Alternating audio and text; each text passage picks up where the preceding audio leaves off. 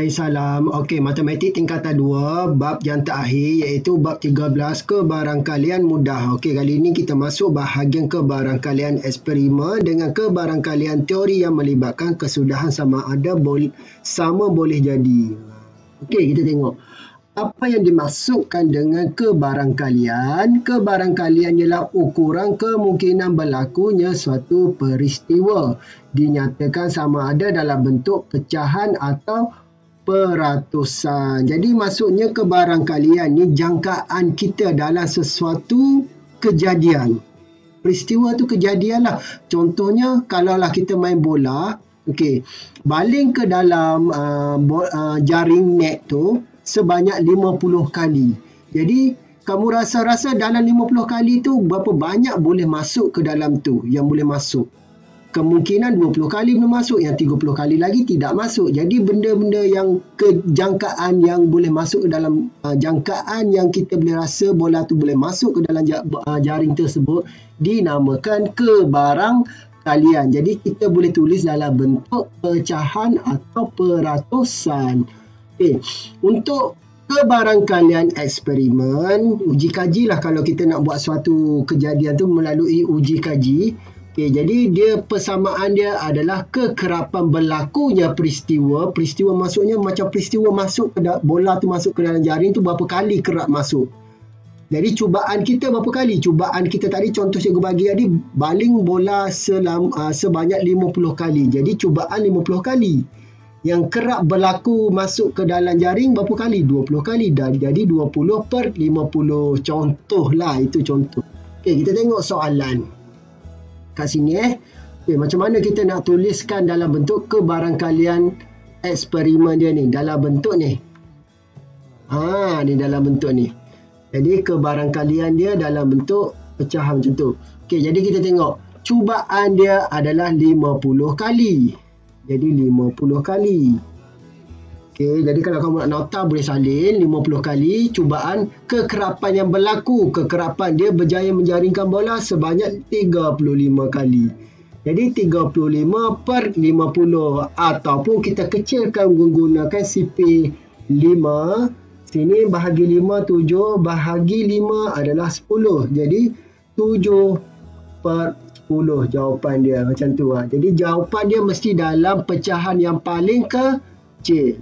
Okay, kita tengok soalan nombor 2. Senang sahaja, di mana cubaan lambungan dadu adalah 120. Di mana nombor 2 yang diperolehi, dia baling dadu tu, nombor 2 tu sebanyak 20 kali sahaja dia boleh dapat. Jadi 20/120. Jadi kecilkan, kamu akan dapat, ni potong kosong, 2 bahagi 12 jadi 1/6 jawapan dia. Okey, yang terakhir untuk soalan ni, di mana lambungan cubaan dia, lambungan duit shilling tu sebanyak 240 kali. Duit shilling ni dia ada dua permukaan, satu gambar, bentuk gambar, satu lagi dalam bentuk nilai 50 sen, 20 sen, kan, 10 sen. Jadi dia baling duit shilling tu, dia dapat nombor gambar bahagian yang ada gambar sebanyak 140 kali. Jadi kecilkan dia. Okay, jadi 7/12.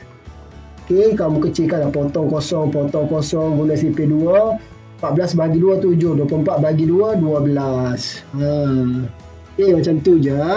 Okay.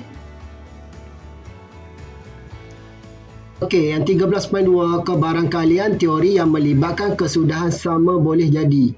Okey, dekat sini kita bermain dengan uji kaji yang ada ruang sampel. Apa yang dimasukkan dengan ruang sampel? Ruang sampel ialah set semua kesudahan yang mungkin bagi suatu eksperimen. Maksudnya apa yang akan terjadi dalam satu uji kaji tersebut. Okey, contoh dia, eksperimen uji kaji kita adalah melambung sebiji dadu. Okey, jadi ruang sampel dia apa akan jadi kalau kita baling buah dadu tu. Jadi buah dadu tu dia ada 6 permukaan kan. Jadi ada nombor 1, nombor 2, nombor 3. Jadi kita buat macam ni. Jadi ruang sampel dia adalah S. Jadi kita kena buat dalam bentuk set. Dia punya kurungan ni bentuk set. Okey, jadi yang kemungkinan akan dapat adalah permukaan nombor 1, nombor 2, nombor 3, nombor 4, nombor 5 dan nombor 6. Itu yang kemungkinan yang akan dapat. Jadi peristiwa yang dia rasa akan mendapat nombor yang kurang daripada 4. Yang kurang daripada 4 adalah 1, 2, 3. Jadi jawapan dia adalah dia punya kebarangkalian yang kemungkinan yang bawah daripada 4 adalah nombor 1, 2 dan 3 sahaja. Okey, macam tu saja, sangat senang. Okey, yang ni pula. Okey, kita tengok ruang sampel dia, apa akan terjadi kalau dia memilih satu huruf daripada perkataan kreatif. Dalam perkataan kreatif ada 1, 2, 3, 4, 5, 6, 7. Jadi ada 7 huruf. Ada dalam satu perkataan kreatif ada 6 huruf. Jadi dalam 6 huruf tu dia memilih satu huruf saja. Kemungkinan huruf apa dia pilih? Kemungkinan adalah huruf K, kemungkinan huruf R, kemungkinan huruf E, A, T, I dan F. Yang tu. Jadi sekarang dia kata yang peristiwa dia ni adalah mendapat huruf konsonan. Huruf konsonan ni adalah huruf selain daripada huruf vokal. Huruf vokal adalah A, E, I, O, U. Ini adalah huruf vokal. Jadi huruf konsonan adalah K, R, E, A bukan T, F. Jadi jawapan dia K, R, T, F. Itu sahaja. Okay, settle untuk bahagian ni. Kita tengok yang kedua. Kalaulah kita nak membina model kebarangkalian suatu peristiwa. Okay, peristiwa ni merujuk kepada ialah kesudahan yang memenuhi syarat tertentu bagi suatu ruang sampel, merupakan subset bagi ruang sampel. Okay, mungkin agak tak berapa faham ayat dia, nanti apa kita buat soalan kita akan nampak. Kebarangkalian suatu peristiwa diwakili oleh P adalah probability, iaitu kebarangkalian. Okey, kebarangkalian di mana kejadian peristiwa, berapa banyak kali peristiwa itu terjadi dan mewakili kepada keseluruhan peristiwa tersebut. Okey, kita tengok contoh soalan dia. Dia senang je sebenarnya. Okey, kita tengok, kita ada lengkapkan gambar rajah di bawah, di mana dia kata sebuah chip, dia macam duit shilling lah chip ni. Satu permukaan berwarna merah, satu lagi permukaan berwarna biru. Jadi chip pertama ni, okey, dia baling yang warna biru. Kemungkinan dia akan jadi warna biru. Satu lagi kemungkinan akan jadi warna merah. Jadi jawapan dia biru-biru akan jadi biru, ataupun akan jadi biru kepada merah. Kesudahan mungkin biru atau merah. Kesudahan dia. Okay, lepas tu kita ada warna merah. Kemungkinan dia akan jadi merah. Dia akan jadi merah-merah. Ataupun merah-biru. Atau merah-biru. Macam tu. Jadi apakah kebarangkalian teori? Ini teori ni, kita jangkaan kita je. Jadi kejangkaan kita, kemungkinan apa yang akan jadi kalaulah bahagian untuk apa ni, kita panggil kebarangkalian untuk warna biru-biru, dia akan jadi, kita buat ni, iaitu biru pada biru adalah di mana dia ada satu sahaja kan. Jadi satu per berapa kali ada 4 kali perubahan dia. Ada 4 kali 1/4. Okey. Macam tu sahaja. P untuk BM sama dengan 1/4 juga. Probability untuk MM sama juga 1/4. Probability untuk merah biru sama juga 1/4. Okey, gitu je. Kenapa satu? Dia ada satu je. Semua ada satu. 4 tu dari mana ada? 4 kali kesudahan chip tu akan terjadi. Kemungkinan biru kepada biru, biru, merah, merah, merah, merah, biru. Balingan 2 chip dia tu. Chip pertama dia baling berwarna merah, biru. Chip yang kedua dia baling jadi warna biru juga. Jadi kesudahan dia kedua-dua tu warna biru. chip pertama dibaling warna biru, mungkin chip yang kedua tu akan jadi warna merah. Dan ke akhir dia akan jadi biru merah. Itu maksud dia. Dua jenis chip ada terbalingan. Maksudnya dua jenis duit shilling lah. Shilling warna merah baling, kemungkinan shilling nombor 2 tu dibaling dapat merah. Tapi kemungkinan juga shilling warna nombor 2 tu jadi warna biru. Itu maksud dia. Okey, kita tengok soalan dia pula kat sini. Apakah kebarangkalian eksperimen bagi setiap kesudahan dia? Kalau yang ni kesudahan dia, kita tengok untuk nunjuk lambungan duit shilling kan, kesudahan untuk probability untuk kebarangkalian untuk duit shilling, chip tu jadi biru dan biru, chip pertama biru, kedua pun biru, adalah dia kata kebarangkalian dia adalah 7 kali, keseluruhan cubaan dia adalah maksudnya iaitu 7 tambah 10 tambah 12 tambah 11, iaitu kita akan dapat dalam 40. Jadi 7/40 macam tu saja. Okey, untuk BM chip untuk satu berwarna biru, satu lagi berwarna merah, dia adalah 10/40. Kecilkan akan jadi 1/4. Okey, P merah dan biru. Chip pertama merah, chip kedua warna biru. Jadi dia adalah 12 kali kebarangkalian dia terjadi daripada 40 kali. Jadi kita kecilkan, dia akan dapat dalam berapa ni CP ni? CP 4. 3. Okey.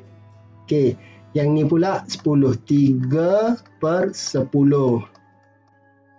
Last PMM berapa? Iaitu 11/40. Tak boleh kecilkan lagi. Jadi begitu sahaja cara dia.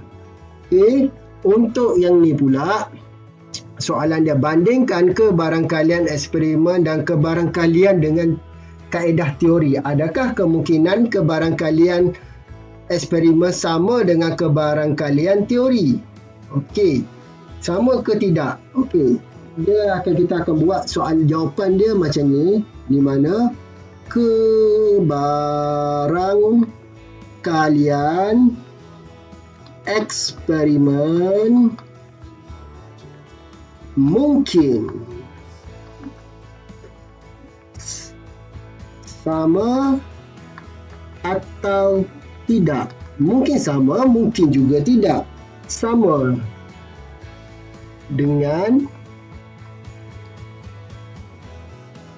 kebarangkalian teori. Okey, yang eksperimen ni kemungkinan sama atau tidak sama dengan teori yang kita akan buat, kita akan dapat. Apabila cubaan, maksudnya cubaan yang bawah ni banyak kali ni, dia cubaan 40 kali kan ni. Cubaan cukup besar, maksudnya cubaan tu dia buat banyak lebih daripada 40 kali. Cubaan yang besar, cukup besar, kebarangkalian eksperimen akan menghampiri kebarangkalian teori. Jadilah kalaulah kita buat cubaan tu yang besar, kemungkinan jawapan yang kita dapat adalah sama seperti jangkaan dalam teori sahaja. Okey. Macam itulah kalau kita buat uji kaji. Kalau kita ambil cubaan yang besar, dia dengan jangkaan secara teori saja, kita akan dapat dia punya data tu lebih kurang sama. Tapi kalaulah kita ambil data tu kecil, cubaan tu yang kecil, jadi kita punya teori tu mungkin akan lain, berbeza sedikit. Mungkin tidak sama sebab pembahagi dia tu, kita nak puratakan dia tu tidak sama. Maksudnya lebih kurang macam tu lah. Okey, kita tengok soalan yang seterusnya. Soalan ni, okey, kebarangkalian. Kalau kita nak buat kebarangkalian, contoh dia kat sini, ni senang. Bola yang dipilih berwarna merah, kebarangkalian warna merah adalah 32 kali. Okey, bola yang bilangan bola ada berapa semua? Tambah adalah semua. 32 tambah 48 tambah 25 tambah 45. Kamu akan dapat yang ni dalam 150. Jadi 32 per 150 kecilkan, kamu akan dapat 16 per 75. Macam tu sahaja. Yang ni pula 48 kuning per 150 keseluruhan cubaan bilangan bola tu. Jadi kita akan dapat 8 per 25.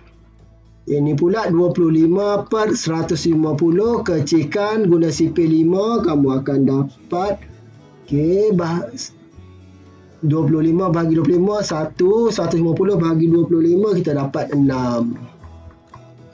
Yang last warna hijau 45 per 150. Kamu akan dapat yang ni 3 per 10. Itu sahaja. Sampai situ saja untuk pembelajaran kali ini. Okey, salam.